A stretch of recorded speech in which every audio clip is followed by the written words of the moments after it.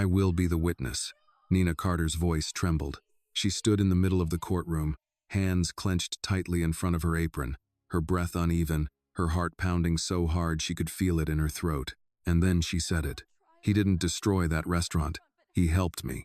A ripple moved through the room.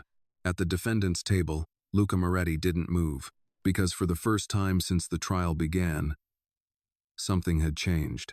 At the bench, Judge Harold Whitman leaned forward, his expression sharpening behind thin-framed glasses. He had seen hundreds of cases, listened to thousands of testimonies, but something about this moment felt different.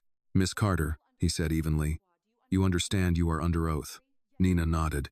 Yes, Your Honor. Her voice was quieter now, but steadier. On the other side of the courtroom, Richard Hale's attorney let out a soft, dismissive chuckle.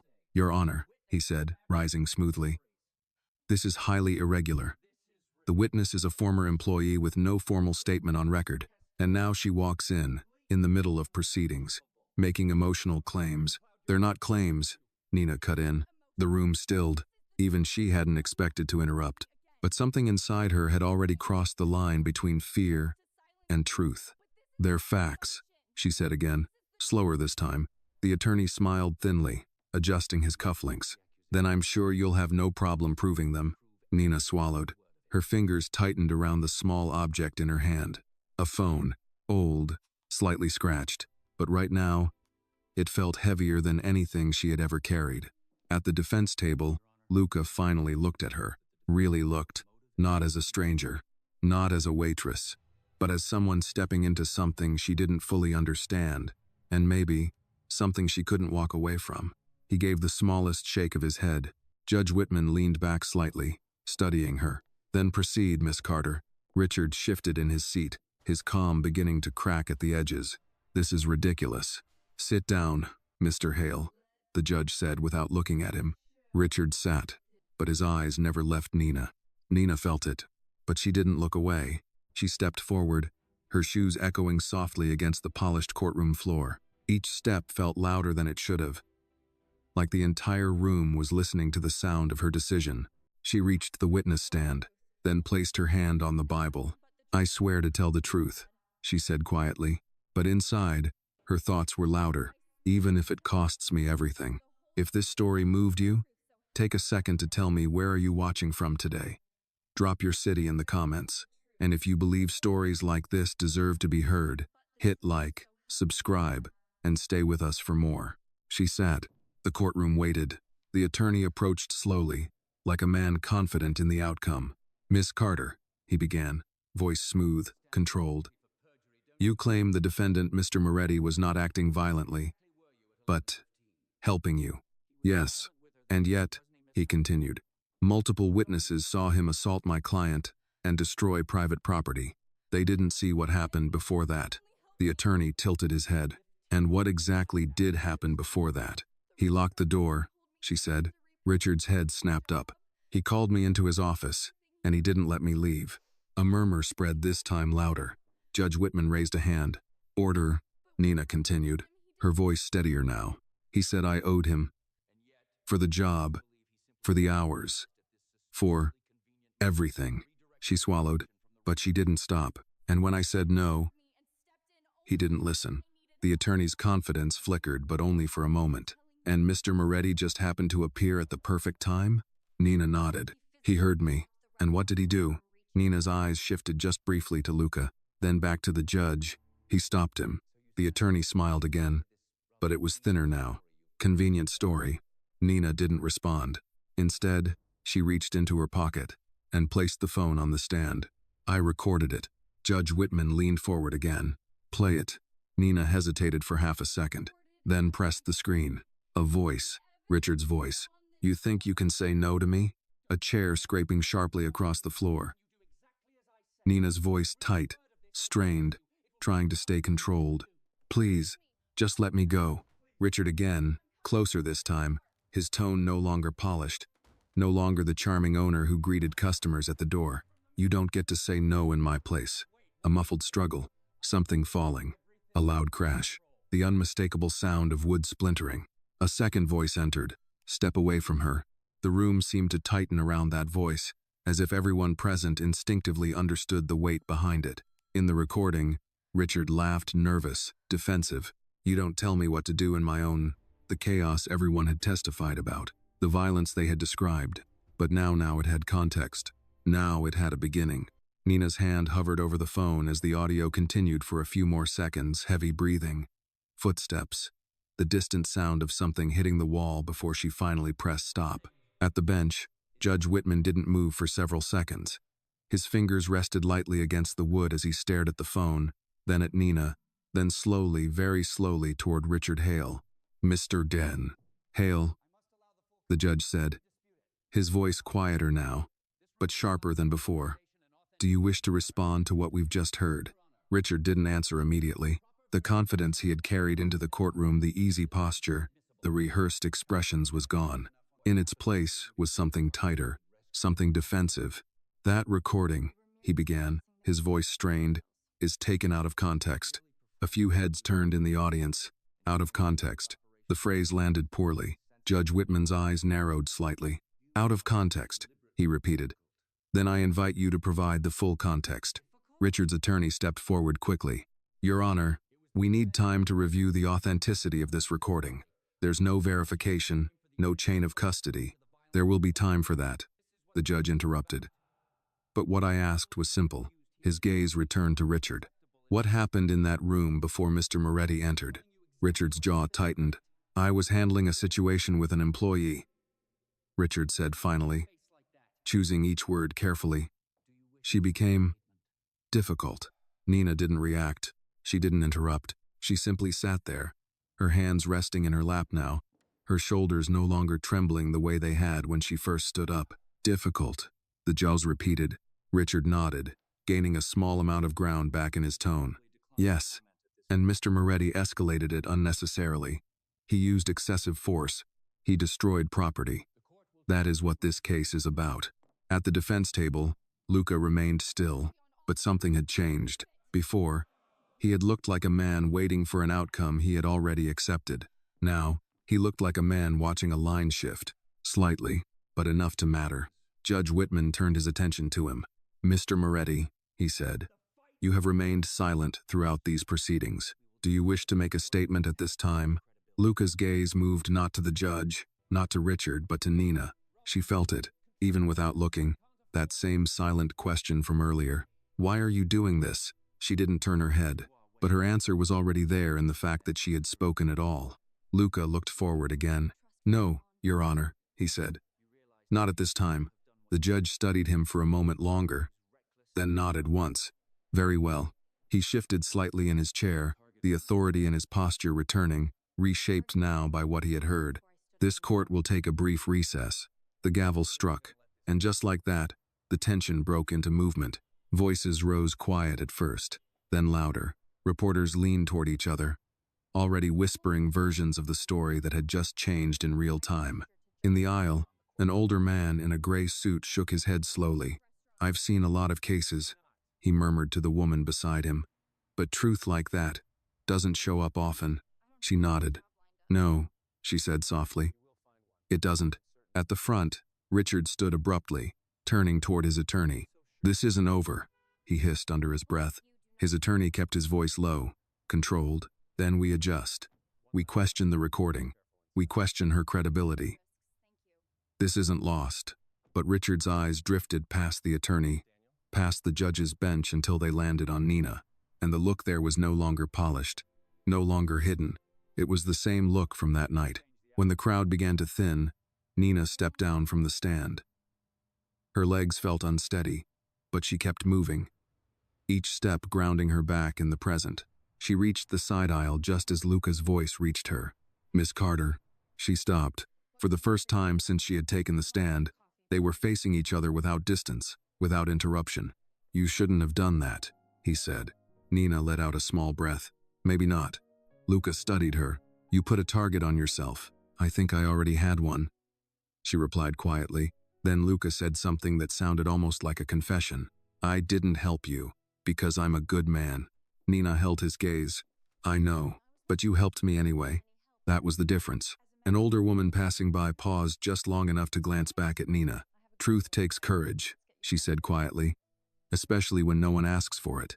Then she kept walking. Nina watched her go, then looked down at the phone still in her hand. The same phone that had sat silent in her pocket for days. The same truth she had almost chosen not to carry. Her fingers tightened slightly around it, because she understood something now, something simple. By the time the court reconvened, the room felt different. Not calmer, just heavier, like something invisible had shifted in the balance, and everyone could feel it even if they couldn't yet name it. Nina sat quietly in the second row now, no longer on the stand, her hands folded in her lap. The adrenaline that had carried her through the testimony was fading, leaving behind a steady ache in her chest and a dull awareness of what she had just set in motion. Across the aisle, Richard Hale had regained some of his composure. Not all of it, but enough. He sat straighter, his jaw set, his eyes no longer darting but fixed, calculated again. His attorney leaned in close, speaking in low, precise tones. Strategy was already rebuilding itself around the damage. At the defense table, Luca Moretti remained still, but he wasn't withdrawn anymore. He was watching, and for the first time, he wasn't alone in that position. Judge Whitman entered. The room rose. "Be seated." His voice carried authority, but also something else now, attention sharpened by doubt. "We will proceed," he said, glancing briefly at both sides. "Counsel, you may continue." Richard's attorney stood first. He adjusted his jacket, smoothed his tie, and walked toward the center of the room with the calm confidence of a man who knew how to recover ground. "Your Honor," he began, "while the emotional nature of Miss Carter's testimony is compelling, we must return to the facts." He turned slightly, gesturing toward the evidence table. "The defendant, Mr. Moretti, engaged in physical violence and caused extensive property damage. That has been confirmed by multiple witnesses, security footage, and financial reports." A pause. Then, "The question before this court is not whether an unpleasant interaction occurred beforehand, but whether Mr. Sight, Moretti's actions were lawful. That landed, because it was clean, simple, legal." Judge Whitman nodded once. "Proceed." The attorney turned back to Nina. "Miss Carter, I have a few questions." Nina stood again, her legs steadier this time, her fear quieter. "Of course." He approached slowly, his tone polite, but edged. "You claim Mr. Hale assaulted you." "Yes. And yet," he continued, "you did not report this to the police that night." Nina didn't hesitate. "No. Nor the next day." "No. In fact," he said, raising a document, "you continued working at the restaurant for 2 additional shifts." A ripple moved through the room again. Subtle, but there. He let the silence stretch just long enough. "Can you explain that, Miss Carter?" Nina took a breath. This was the part people didn't understand, the part that never fit neatly into reports or timelines. "I needed the job," she said simply. The attorney tilted his head slightly. "So you stayed?" "Yes. Despite claiming you were in danger." Nina met his eyes. "Yes." He smiled faintly. "Would you agree that your actions might suggest the situation was not as severe as you are now describing?" There it was, the trap. Nina felt it, but she didn't step back. "No," she said. The word was quiet but firm. The attorney's smile didn't change. "Then help the court understand. Why remain in a place where you felt unsafe?" Nina paused, not because she didn't have an answer, but because the answer wasn't simple, and people like him preferred simple. "I've worked since I was 17, she said. "I've paid my own rent since I was 19. I don't have family here. I don't have savings to fall back on." The courtroom listened, really listened now. "Sometimes," she continued, "you don't leave because it's safe to stay. You stay because you don't have anywhere else to go." That shifted something, not loudly, but enough. The attorney's expression tightened just slightly. "But you had the option to report the incident." "I had the option," Nina said. "Not the guarantee." "Of what?" "Of being believed." That hung there. Judge Whitman leaned back slightly, his fingers steepled together. The attorney exhaled slowly. "Let's return to the recording," he said, changing direction. "You claim this proves Mr. Moretti acted in defense of you." "Yes, but the recording captures only audio. No visual confirmation. No context beyond what we hear. It captures what happened. It captures part of what happened," he corrected smoothly. A pause. Then, Miss Carter, are you aware of Mr. Moretti's reputation? Nina didn't look at Luca. I've heard what people say. And what do they say? That he's dangerous. And you disagree? Another pause. This one shorter. I think people are more complicated than what's said about them. The attorney gave a soft chuckle. That's a thoughtful answer, but not a legal one. He turned back toward the judge.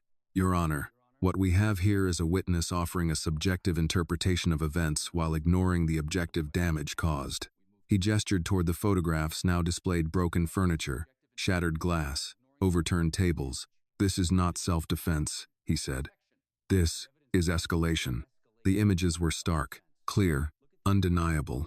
Nina looked at them, and for a moment, she felt it again, that flicker of doubt, not about what happened, but about whether it would matter.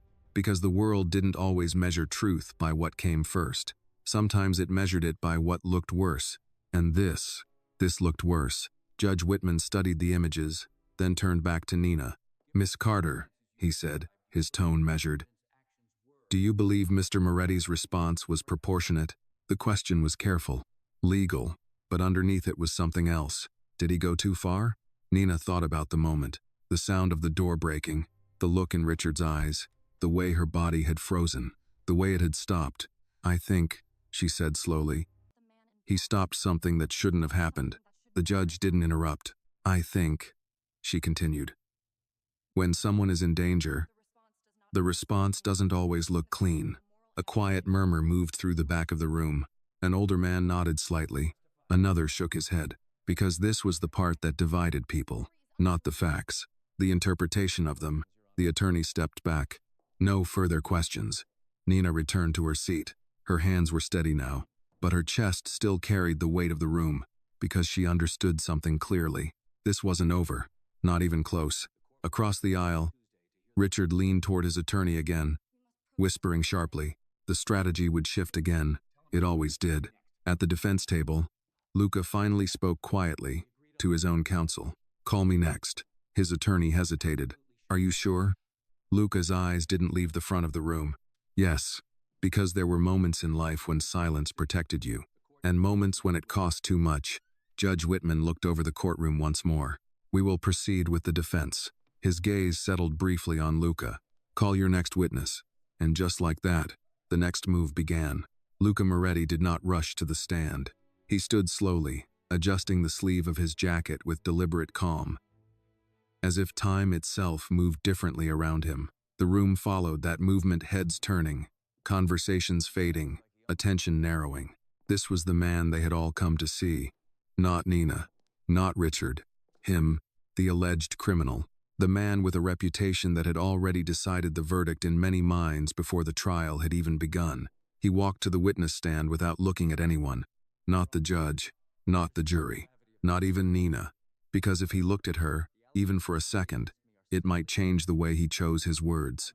And Luca Moretti had spent his entire life understanding the cost of words. He placed his hand on the Bible. I swear to tell the truth, he said. His voice was steady, unshaken. The kind of voice that didn't beg to be believed. It simply existed. He sat. The courtroom leaned in. His attorney approached first, a middle-aged man with calm eyes and a voice built for persuasion. Mr. Moretti, he began. Let's start with the evening in question. Why were you at Bellissimo Trattoria? I go there every Thursday, Luca said. Same time, same table. Why that restaurant? Luca shrugged slightly. It's quiet. A faint ripple of restrained amusement passed through the room. The attorney nodded. And on that evening, did anything unusual occur before the incident? Luca paused. Not long, but long enough to show he was choosing. I heard something, he said. What kind of something? A struggle. The word landed differently coming from him. Less dramatic, more factual. The attorney stepped closer. And what did you do? I went to the office. Why? Luca looked at him. Because it didn't sound right. Simple. Clean. The attorney let that sit for a moment, then continued. What happened when you entered? Luca's jaw shifted slightly. Not tension. Memory. The door was locked, he said. I forced it open. And inside. A pause. This one longer. Because this was the line. The moment where the story stopped being about property damage and started being about something else. Mr. Hale had her against the desk. Lucas said. No embellishment. No added detail. Just truth. The room absorbed it. Some people looked down. Others looked at Nina. She didn't move, didn't react, because she had already lived that moment once. She wasn't going to live it again for them. The attorney continued. What did you do next? I told him to step away. And did he? No. What happened then? Luca leaned back slightly in the chair. I made him. A murmur moved through the courtroom. The attorney raised a hand, calming the room. Can you clarify what you mean by that? Luca didn't soften it. I used force. There it was. No denial. No attempt to reshape it. The truth. Exactly as it was. And the damage to the restaurant? The attorney asked. It happened during that. Was your intention to destroy property? No. What was your intention? Luca's eyes shifted just briefly, toward Nina, then back. To stop him. Silence. Heavy. Judge Whitman watched closely now. His expression no longer neutral but thoughtful. The attorney stepped back. No further questions. It was clean. Direct. But not complete, because the other side would make sure of that. Richard's attorney rose immediately. Smooth. Controlled. Prepared. Mr. Moretti, he began, walking toward the stand. You admit to using force. Yes. You admit to causing damage. Yes. And yet, you expect this court to believe your actions were justified. I don't expect anything, Luca said. That caught him off guard. Just for a second, the attorney adjusted. Let me rephrase. You claim your actions were necessary. Yes. Necessary enough to break a door? Yes. To destroy furniture? Yes. To physically assault my client? Yes. Each answer came the same way. Calm, unapologetic, uncomplicated. The attorney's tone sharpened. You seem very comfortable admitting to violence, Mr. Moretti. I'm comfortable telling the truth. That landed harder than expected. A few people shifted in their seats. The attorney circled slightly. Let's talk about your history, he said. You've been associated with organized crime, correct? Luca didn't react. Yes. You've been investigated multiple times. Yes. Your name has been connected to acts of violence. Yes. The attorney smiled faintly. So, violence is not unfamiliar to you. Luca met his gaze. No. A pause. Then, but that doesn't make this wrong. The room tightened, because that was the line people were waiting for. The place where character and action collided. The attorney leaned in slightly. Or perhaps it makes it easier for you to justify. Luca didn't answer immediately, because this question wasn't about that night. It was about everything that came before it, and everything people believed because of it. When you've seen what happens when no one steps in, Luca said slowly, you stop worrying about how it looks. That shifted something. Not everyone, but enough. The attorney exhaled. Or maybe, he said, you simply took advantage of a situation to act on your instincts. Luca's eyes didn't move. My instinct, he said, was to stop him. Nothing more. Nothing less. The attorney straightened. No further questions. He returned to his table, his confidence no longer gone but no longer untouched either. Judge Whitman leaned forward slightly. Mr. Moretti, he said, one final question. Luca turned toward him. You understood, in that moment, that your actions could have legal consequences. Yes. And you acted anyway. Yes. The judge studied him. Why? The room held its breath. Because this wasn't about law. Not entirely. This was about something older. Something harder. Choice. Luca didn't look at Nina this time. He didn't need to, because no one else was going to. That was it. No speech. No defense. Just a reason. Judge Whitman sat back slowly. The weight of the case had shifted again.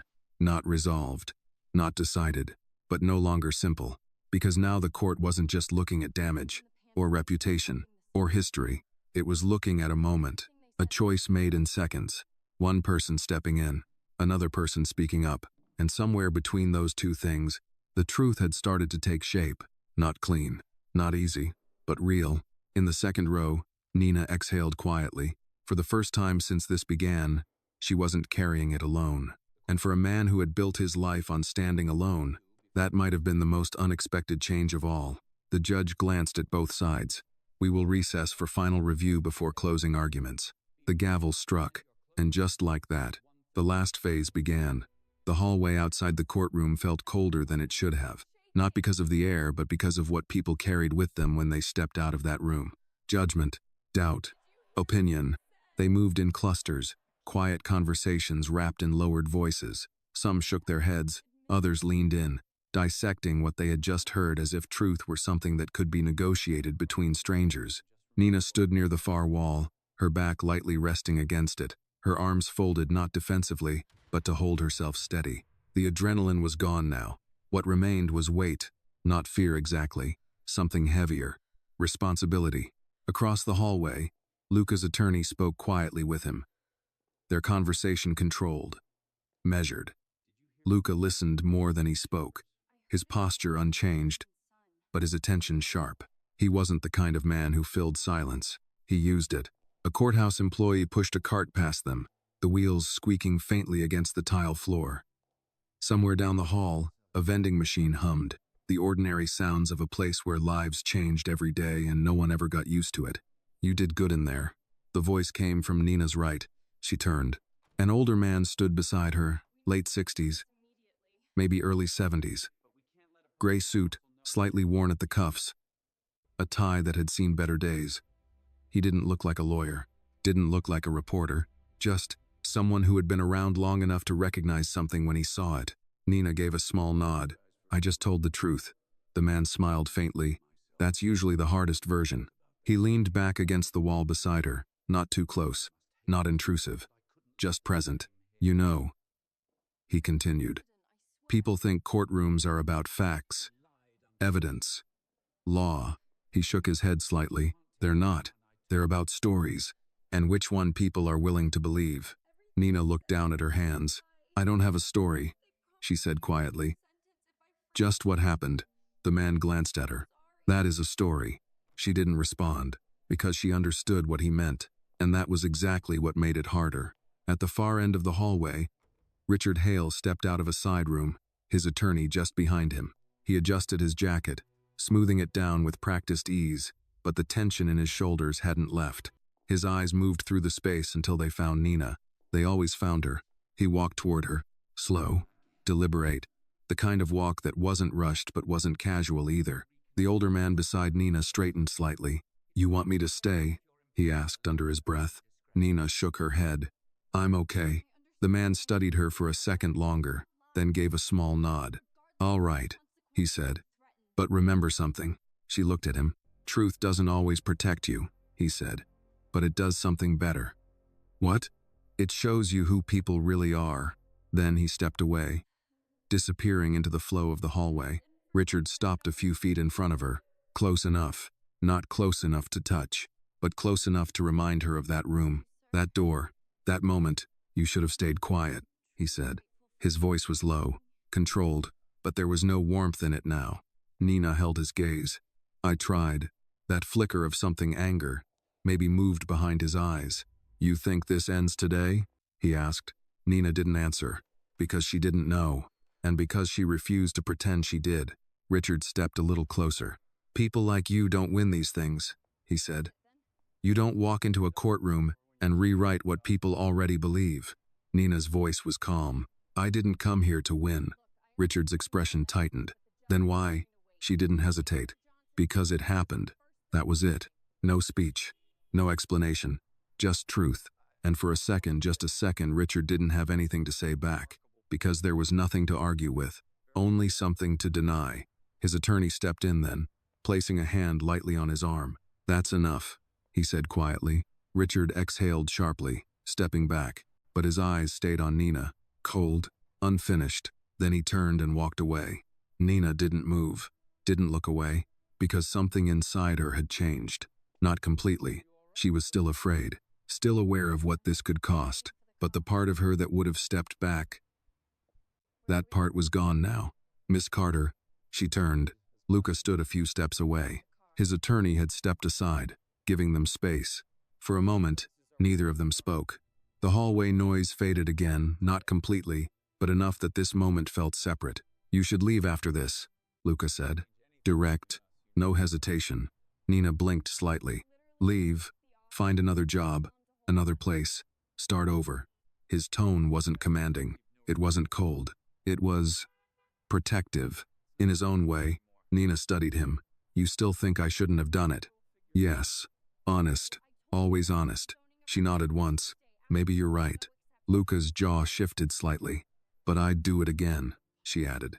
That stopped him, not the words. The certainty behind them. You don't know what comes next, he said. Nina let out a quiet breath. No, she said. But I know what would have happened if I didn't. That was the difference. And they both understood it. A moment passed. Then Luca said something quieter. Something he hadn't planned to say. People don't step in, he said. Not like that. Nina gave a small, almost tired smile. You did. He looked at her. Really looked. Not as a witness. Not as a waitress. But as someone who had crossed a line most people never would. That's different, he said. Why? Luca didn't answer right away. Because the truth of that question wasn't simple. Because it forced him to look at something he had avoided for a long time. Finally, he said, because I'm used to consequences. Nina held his gaze. Maybe I'm just tired of avoiding them. That landed, deeper than anything else she had said. Before Luca could respond, the courtroom doors opened again. A bailiff stepped out. Court's back in session. The hallway shifted. People straightened, gathered their things, moved toward the doors. Nina and Luca stood there for one last second. Then, whatever happens, Nina said quietly. You didn't do anything wrong. Luca didn't answer, but something in his expression changed. Not relief. Not yet. Something closer to recognition. Then they turned, walked back into the courtroom, into the place where truth would be tested again, where words would be weighed, where decisions would be made by people who hadn't been in that room, hadn't heard that door, hadn't felt that moment, but would decide it anyway. As Nina took her seat, she felt it again, that weight in her chest. But it wasn't the same as before. Before, it had been fear. Now, it was something steadier, something quieter, conviction. And somewhere in the silence before the judge returned, she understood something clearly. Courage doesn't remove fear. It just makes it irrelevant. When the courtroom doors closed again, the air shifted back into something formal. Contained, like everything that had been said in the hallway, now had to be folded away and hidden behind procedure. But it wasn't gone. It never was. Nina could still feel it in her chest as she sat down, the echo of Richard's voice, the quiet weight of Luca's warning, the stranger's words about truth. All of it settled inside her. Not loud, but present. Judge Whitman returned, his robe brushing softly as he took his seat. Be seated. Papers moved. Pens clicked. The rhythm of the court resumed. We will proceed with closing arguments. There it was. The final phase. Not the truth. Not exactly. But the version of it each side would try to leave behind. Richard's attorney stood first. He moved with renewed precision now, as if the earlier disruption had only sharpened his focus. He adjusted his jacket, walked slowly toward the center, and paused just long enough to gather every eye in the room. Your Honor, he began, his voice smooth, practiced. This case has, understandably, taken on an emotional dimension. A brief glance toward Nina, then back. But we must be careful not to confuse emotion with legality. He began to walk, measured steps, controlled pacing. The defendant, Mr. Moretti, admitted under oath that he used force, that he broke a locked door, that he destroyed property, that he physically assaulted my client. Each point landed like a marker, clear, undeniable. These are not disputed facts. He turned slightly, gesturing toward the evidence photos again. This is not a question of whether something unpleasant occurred prior to the incident. Even if we accept Miss Carter's account, which, I remind the court, was not reported at the time. He let that hang. The law does not grant individuals the right to respond with unchecked violence. A pause. Then, quieter. We are not here to judge intentions. We are here to judge actions. That was the argument. Simple, clean, dangerous in its clarity. He returned to his table. No theatrics. No raised voice. Just structure. Just law. Luca's attorney stood next. Older. Slower. But no less precise. He didn't walk immediately. He let the silence settle first. Then, Your Honor, the law does not exist in a vacuum. That shifted the room. Subtly, but enough. He stepped forward. It exists in the real world. A world where moments unfold in seconds, where decisions are made without the luxury of hindsight. He glanced briefly toward Nina, then to Luca.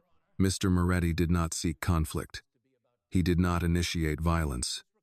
He responded to it. He turned slightly, addressing the judge directly. The question is not whether force was used. It clearly was. A beat. The question is whether that force was necessary to stop something worse. Silence. He let it breathe, then continued. You heard the recording.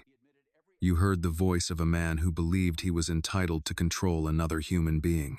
Richard shifted slightly in his seat. You heard Miss Carter's testimony. Not rehearsed, not polished, but consistent. He paused. And you heard Mr. Moretti. That mattered, because Luca hadn't hidden, hadn't denied, hadn't tried to soften what he did. He did not ask this court to see him as a good man, the attorney said. He simply asked that you see what happened. A final step forward. Sometimes, Your Honor, the law is tested not by the worst of people, but by what happens when someone decides to stop them. He stopped there. No flourish, no raised voice, just truth placed carefully on the table. And then he sat. The courtroom held its breath, because now it was no longer about what happened. It was about what it meant. Judge Whitman leaned back slightly, his expression unreadable. He had heard everything, seen everything. Now he had to decide. Nina felt her hands tighten in her lap, not visibly, but enough that she noticed. Because this was the part no one could prepare for. The waiting. Across the room, Luca sat still, as if he had already accepted whatever came next. Maybe he had. Maybe that was the difference between them. Nina was still hoping, even if she didn't want to admit it. The judge looked down at his notes, then up again. This case presents a conflict between action and justification, he said slowly. His voice filled the room, not loud, but complete. There is no dispute that Mr. Moretti used force. The question before this court is whether that force was legally justified under the circumstances presented. He paused. The entire room seemed to lean forward. I will take a brief recess to review the evidence and testimony before issuing a ruling. The gavel struck. Not final. Not yet. But close. Very close. The tension didn't break this time. It stretched, pulled tighter, because everyone knew what came next would matter. More than anything said so far. Nina exhaled slowly, her shoulders lowering just slightly, but the weight didn't lift. It couldn't. Not yet. Beside her, a woman in her 50s, someone who had been sitting quietly through the entire trial, leaned over just enough to speak. You did the right thing, she said softly. Nina looked at her. For a moment, she didn't know what to say, so she said the only thing that felt honest. I hope that matters. The woman gave a small, knowing smile. It always matters, she said. Just not always the way we expect. That stayed with Nina, because it wasn't comfort. It was truth. And truth, she was learning, didn't always come with guarantees. Across the aisle, Richard stood again, speaking sharply to his attorney. Fragments of words carried appeal, procedure, unreliable pieces of a plan, already forming if things didn't go his way. He hadn't lost yet, and he wasn't the kind of man who accepted losing easily. At the defense table, Luca remained seated, still, unmoving, but his eyes shifted once, toward Nina. She felt it, didn't turn immediately, then did. Just enough. No words passed between them. None were needed, because whatever happened next, they had already crossed the line that mattered. They had acted, and that couldn't be undone. The courtroom doors opened again. A bailiff stepped in. All rise. The judge returned, this time, with a decision, and in that moment, the entire room understood something at once. Justice doesn't arrive loudly. It arrives quietly, in a voice, in a ruling, in a single moment that decides what the truth was worth. All rise. The room stood again, but this time no one adjusted their jacket. No one whispered. No one shifted in their seat, because this was it. Judge Whitman settled into his chair, placed both hands on the bench, and looked out across the courtroom, not quickly, not casually, but with the weight of someone who understood that whatever he said next would stay with every person in that room long after they left. Be seated. Chairs moved softly, almost reluctantly. Nina sat slowly, her hands resting in her lap, fingers pressed together just enough to keep them from trembling. Her eyes stayed forward, but her awareness stretched across the room toward the bench, toward Luca, toward Richard, toward the moment. Judge Whitman glanced down at his notes once, then closed the folder in front of him. That small sound echoed louder than it should have. I have reviewed the testimony, the evidence, and the arguments presented by both parties. His voice was steady, measured, but there was something else in it now, something that hadn't been there at the beginning. Consideration. This case is not as simple as it first appeared. A quiet shift moved through the room, because everyone understood what that meant. This court acknowledges that Mr. Moretti did, in fact, use physical force and cause damage to private property. There it was, the truth no one had denied. Nina felt her chest tighten, because she knew what came next could go either way. However, the judge continued, the law does not exist solely to measure actions in isolation. Well, he looked up, directly at Luca. Context matters. A pause, long enough to be felt. The recording submitted into evidence, combined with the testimony of Miss Carter and the defendant, establishes that an altercation was already in progress prior to Mr. Moretti's intervention. Richard shifted in his seat, subtly, but it didn't go unnoticed. This court finds that Mr. Hale's conduct contributed directly to the escalation of events. The words landed harder than anything before them, because they didn't just describe what happened, they reassigned responsibility. Nina felt something loosen in her chest. Not relief, not yet, but movement. Judge Whitman continued. While the level of force used by Mr. Moretti is significant, the court must determine whether it was unreasonable under the circumstances. He paused again, and this time, when he spoke, his voice carried something deeper. Self-defense, and the defense of others, is not always clean. It does not unfold in controlled environments or measured responses. He glanced briefly toward the back of the room, toward the people watching. Sometimes, it is immediate, imperfect, necessary, silence, total, because no one was breathing now. This court finds that Mr. Moretti's actions, while forceful, were taken in response to a perceived and credible threat to Miss Carter. Nina closed her eyes for half a second. Just one, because she needed that moment to land. To that extent, the judge said, the use of force is deemed legally justified.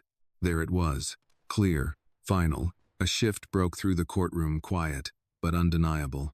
Richard's attorney leaned forward immediately, whispering sharply, but the words didn't carry, because they didn't matter. Not in this moment. The claim for damages against Mr. Moretti is therefore denied. The gavel struck, and this time, it meant something. Not chaos, not tension, resolution. Nina didn't move at first, because her body hadn't caught up yet, because part of her had prepared for the opposite, for loss, for dismissal, for the truth to be heard and ignored. But that hadn't happened, not today. Across the room, Luca remained seated, but something in him shifted, not visibly. Not dramatically, just enough. Enough that the man who had walked into that courtroom expecting consequences now had something else in front of him. A second. A different kind of outcome. Richard stood abruptly. This isn't over, he snapped, his voice louder now, breaking through the stillness. His attorney grabbed his arm. Stop. But Richard didn't look at him. His eyes were on Nina. Fury. Unfiltered. You think this changes anything? He said. Nina stood slowly. Not in response, not to challenge, just to stand, to exist in the same space without shrinking. I think it changes this, she said quietly. That was enough, because she wasn't trying to win anything beyond that. The judge's voice cut through. Mr. Hale, I strongly advise you to control yourself. That tone the one judges didn't use lightly settled the room again. Richard exhaled sharply, pulling his arm free. But he didn't speak again, because now, he didn't have control, and that was something he wasn't used to. People began to move, slowly at first, then more freely, the spell of the courtroom breaking, conversations returning, but not the same ones. Different now, measured differently. Nina gathered her things, though she hadn't brought much, just her phone, the same phone that had almost stayed silent. She looked down at it for a second, then slipped it into her pocket, because it had done what it needed to do. Across the aisle, Luca stood. Their eyes met again. No urgency, no pressure, just acknowledgement. He walked toward her, not fast, not hesitant, just direct. You should still leave, he said. The same words as before, but they didn't land the same way now. Nina gave a small breath of a smile. Yeah, she said. I probably will. A pause. Then, thank you. Luca shook his head slightly. You don't owe me that. I wasn't thanking you for that night, she said. He looked at her. For what then? For not pretending it didn't happen. That stayed between them. Because it mattered. Because too many people did exactly that. Pretended. Looked away. Chose comfort over truth. You didn't have to come back for me, Luca said. Nina's voice was steady. You didn't have to come through that door. That was the line. The place where everything connected. Not evenly. Not cleanly. But honestly, for a moment, neither of them spoke, because there wasn't anything else to say that wouldn't make it smaller. Then Luca nodded once, a gesture that carried more than words. He turned, walked toward the exit, and for the first time since this began, he wasn't leaving as a man already judged. Nina watched him go, then turned the other way, toward the doors, toward whatever came next, because the trial was over. But the story wasn't. It never ended in a courtroom. It continued in the choices people made after. And as Nina stepped out into the afternoon light, she understood something clearly. Justice doesn't fix everything, but sometimes it gives you back enough to start again. The courthouse steps were colder than the courtroom had been. The kind of cold that didn't come from weather alone, but from everything that had just ended and everything that hadn't. People spilled out into the afternoon light in small groups, voices returning, phones lighting up, conversations already reshaping what had happened into something easier to repeat. Nina stepped outside slowly. For a moment, she didn't move. She just stood there, letting the air hit her face, letting the noise of the city settle around her cars passing, distant horns, footsteps echoing across concrete. It felt strange, not wrong, just unfamiliar, because for the past few days, everything had been contained inside walls, inside arguments, inside a version of truth that had to be proven before it could be believed. Out here, no one was asking questions. No one was waiting for answers. A man in his 60s passed her on the steps, pausing just long enough to nod. You spoke well in there, he said. Nina blinked slightly. Thank you. He adjusted his coat, looking out at the street. Most people don't, he added. Not when it matters. Then he walked on. Nina watched him go for a second, then exhaled slowly, because she understood what he meant. And she understood something else too. It wasn't over. Not really. Behind her, the courthouse doors opened again. Footsteps. Measured. Familiar. She didn't turn right away, but she knew. Miss Carter. Luca's voice carried across the space, not loud, not urgent, but steady enough that it reached her through everything else. She turned. He stood a few steps behind her. Coat on now. Hands at his sides. No guards. No entourage. Just a man who, for the first time in a long time, didn't look like he was bracing for something. You heading somewhere? He asked. Nina shook her head. Not yet. A pause. The city moved around them, but that small space between them felt separate again, like the courtroom had been, but quieter, less pressured. What about you? She asked. Luca glanced out toward the street. I've got places I'm expected to be. That sounded like him. Not an answer, but not avoidance either. Nina nodded. Sounds important. It usually is. Another pause. Then, it didn't feel like it today. That caught her, because it wasn't the kind of thing people expected him to say. She studied him for a moment. What did it feel like? Luca looked back at the courthouse, like something I didn't control. There was no frustration in his voice. No anger. Just observation. Nina let out a quiet breath. Yeah, she said. I know that feeling. A black sedan pulled up along the curb, engine idling. The driver stayed inside, hands on the wheel, eyes forward, waiting. Luca glanced at it, then back at her. You should get out of Newark for a while, he said. There it was again. That same warning, but softer now. Less like an order, more like concern. Nina crossed her arms lightly, not defensive, just grounding. I'll figure it out. That's not what I meant. I know. Their eyes held for a second, and in that second, something passed between them again, not obligation, not debt. Recognition of what had happened, of what it meant, of what it might still cost. Richard won't let this go, Luca said. Nina didn't look surprised. I didn't think he would. He's not the kind of man who accepts losing. Nina gave a faint, tired smile. Neither am I. That almost made Luca smile. Almost. A woman passed between them, talking loudly on her phone. A taxi honked down the street. Life continued. indifferent to the fact that something significant had just shifted for both of them. Nina looked out at the traffic.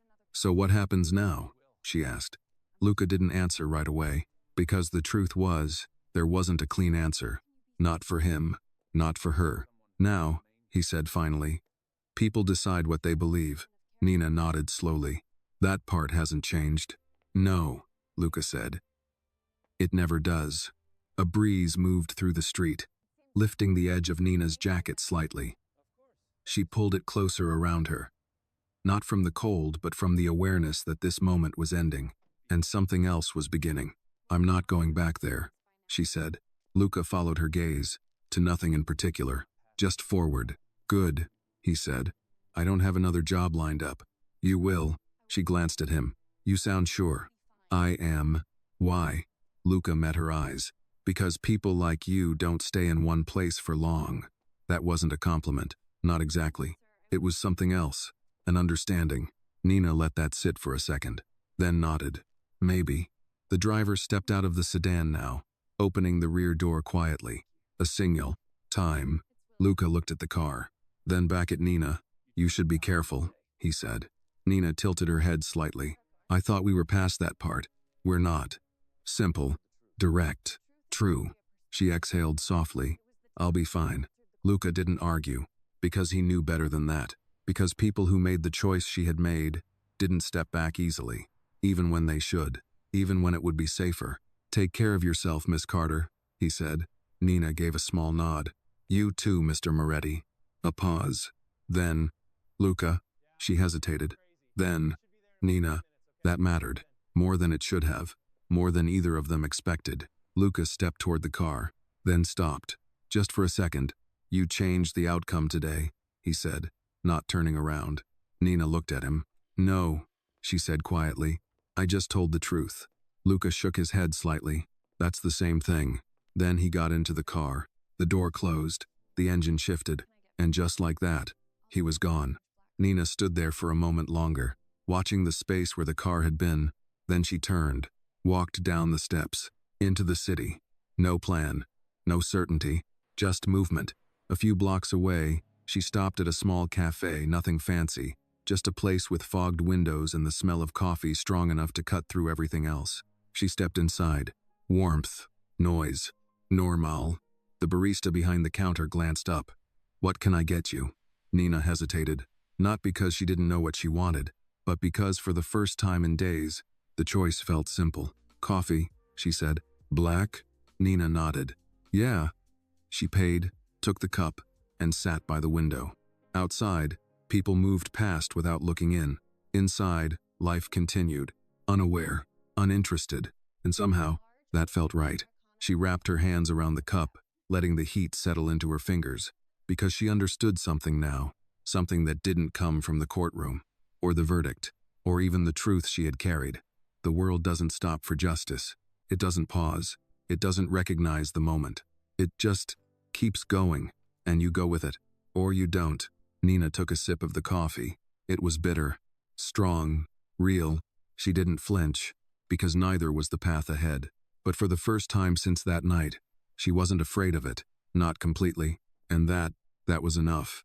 The coffee had gone cold before Nina realized she hadn't taken another sip. She sat by the window, watching people pass as if they belonged to a world that hadn't just tilted slightly off its axis. A man in a construction vest laughed into his phone. A couple argued quietly at the corner, their words lost in traffic noise. A woman in her 50s adjusted her scarf and kept walking, steady, practiced, unbothered. Life didn't pause. It never did. Nina exhaled and finally finished the coffee anyway, even though it had lost its warmth. She set the empty cup down and reached for her phone, not to check messages, not to scroll, but just to hold it. The same phone, the same weight, a small thing that had carried something larger than she ever expected. For a second, she thought about deleting the recording, closing it, letting it belong to the past. But she didn't. Not yet.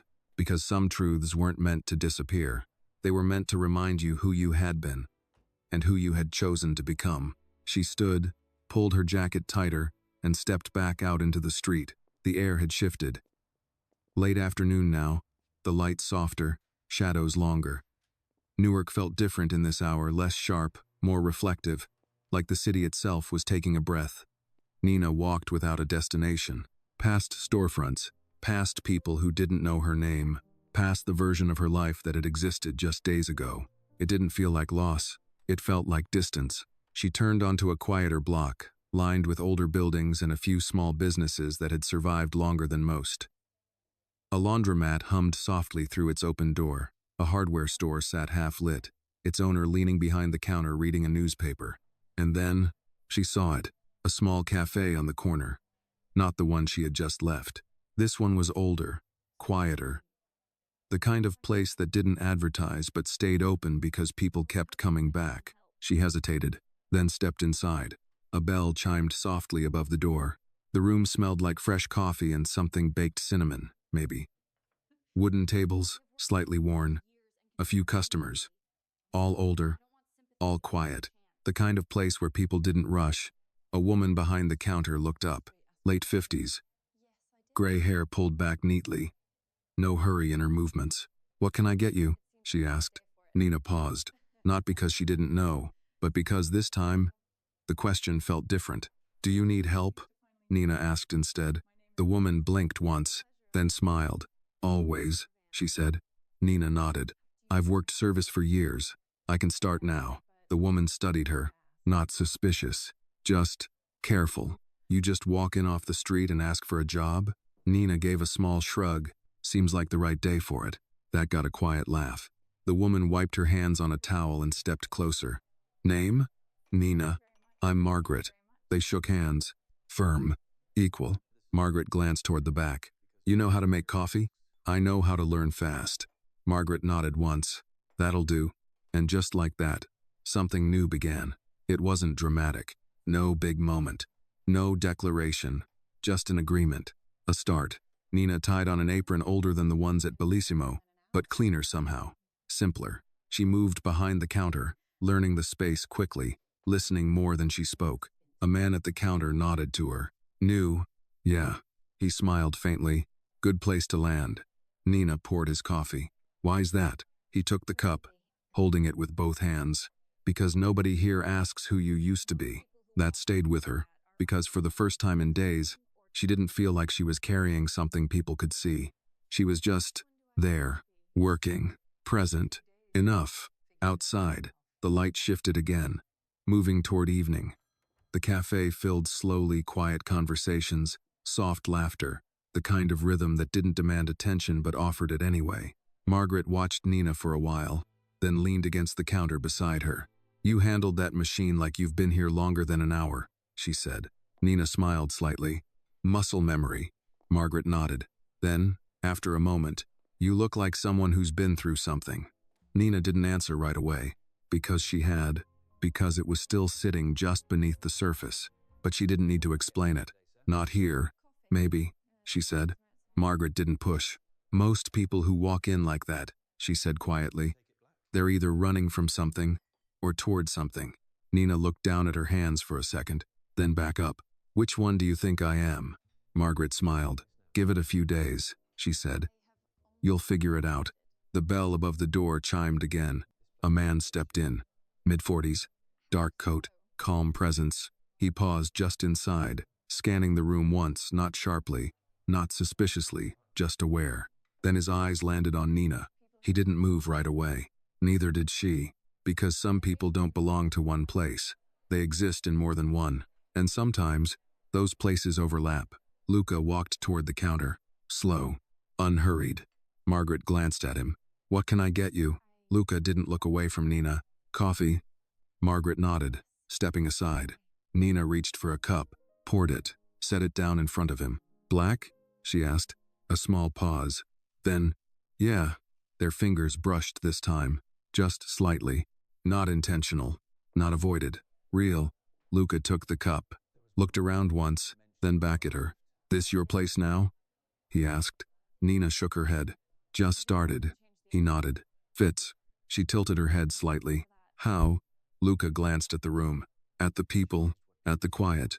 "They don't look away here." Nina followed his gaze, then nodded. "No," she said. "They don't." A moment passed. Not heavy. not tense, just present. Luca took a sip of the coffee, then set the cup down. You staying? He asked. Nina thought about it. Not long, but enough. Yeah, she said. I think I am. Luca nodded once. No surprise, no approval, just acknowledgement, because that was her choice, and she had proven something already. She would make it. In her own way, he reached into his pocket, placed cash on the counter. More than necessary. Margaret glanced at it, then at him, but didn't comment. Luca turned to leave, paused. Then, you did more than change the outcome, he said quietly. Nina looked at him. You changed what people saw. She held his gaze. Only for a moment. Luca shook his head slightly. Sometimes that's enough. Then he walked out. The bell chimed, and he was gone again. Nina stood there for a second, then turned back to the counter, to the next customer, to the next cup, because life didn't stop. It never did. But something inside her had settled. Not completely, not permanently, but enough. And as the evening moved in, and the cafe filled with quiet voices and steady light, Nina Carter understood something clearly. Justice isn't always loud. It doesn't always change the world. But sometimes, it changes one moment, one choice, one life, and that's where everything else begins. Sometimes, justice doesn't come from power, status, or perfect timing. It comes from ordinary people choosing not to look away. This story reminds us that doing the right thing rarely feels safe, and it often comes with consequences we cannot control. But silence has a cost too. True courage is not the absence of fear. It is the decision to stand up despite it. In a world where many choose comfort over truth, even one honest voice can shift everything if only for a moment, and sometimes, that moment is enough to change a life. This video is a work of fiction created with the assistance of artificial intelligence. All characters, events, and situations are not real and do not represent any actual people or true stories. The content is intended for storytelling and emotional illustration only.